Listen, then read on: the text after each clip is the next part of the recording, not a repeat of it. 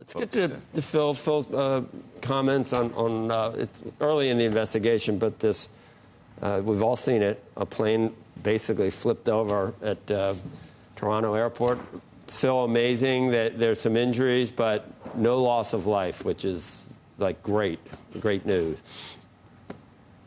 100%, Joe. And this is a testament to a couple of things. One, there's luck involved. Whenever there's an air crash like this, you have to have luck involved for people, not only a few to survive, but all to survive, especially if the aircraft flipped over, then caught on fire.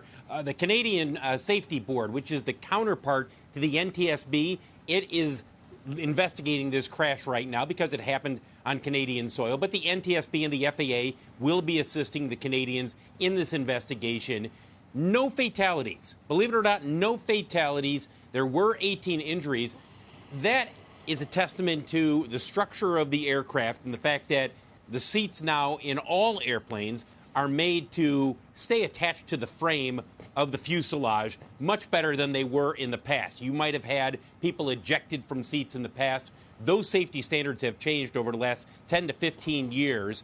That's one reason why you had people who were still buckled into their seats upside down inside the fuselage who were able to get out of the plane. And also, they got out the way you're supposed to get out whenever they say there's an emergency.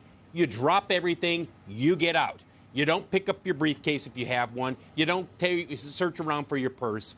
And I know people will sit there and say, well, obviously you don't do that.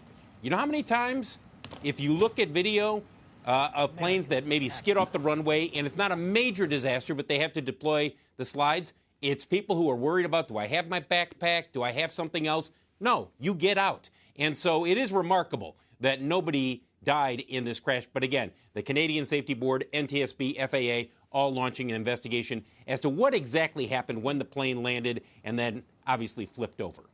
Hey, Phil, can I just follow up on that? What you said about the seats being much better connected to the fuselage than used to be. Yes. I mean, it's still weird to me that nowadays in a lot of first class seats, they will have a shoulder strap and they yell at you if you don't put that on when you're flying. If you're in coach, right, there is no shoulder strap. And I can't help but go back to like the Titanic and steerage. Should everybody have a shoulder strap? Well, in a perfect world, you'd love that. And that may ultimately happen. But as of right now, when they have, look, this was a recommendation by the NTSB a number of years ago to change the seating structure so that they were better equipped to handle a crash landing like this.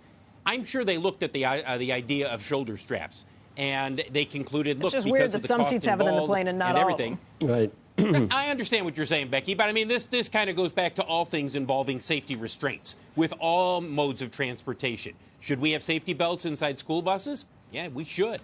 But you still see a lot that are out on the road. In school buses, it's not like you have them. It's not like you have them in the front of the bus, but not in the back of the bus. That's the weird thing. No, I understand what you're saying. I'm not arguing with you, Becky. I think everybody agrees that would be wonderful.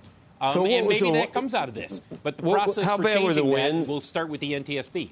How bad were the winds? How bad were the winds? I mean, it looked snowy. I mean, right. What was the weather conditions? And I'm just trying to figure out. The weather conditions were challenging.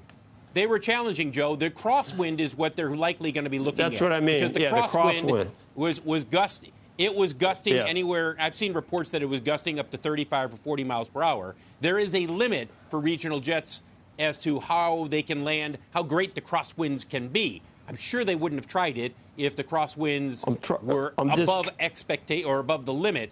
Maybe this was a gust. I mean, these are the kinds of things that they're going to be looking into. Right, in the investigation. I'm just trying to figure out whether. Right. I mean, there's times where, you've been on flights, Phil, where the wind, you can feel it, and you can't believe the skill of the pilots. And it's like, I think a lot of times being a passenger, you're thinking it's more dangerous than it actually is because it happens, 50,000 flights a day landing. But it's amazing that it doesn't happen more. The reason I was asking, they do have different runways that the air traffic controllers could switch you to if they don't want you landing in a really strong cross. I'm just trying to figure out whether it's just or they divert you, Joe. Could be pilot error. Joe, I've been on. Yeah, go ahead.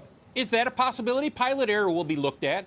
Look, in these accidents, and you heard me say this a few weeks ago with Washington, D.C., it's never one single thing.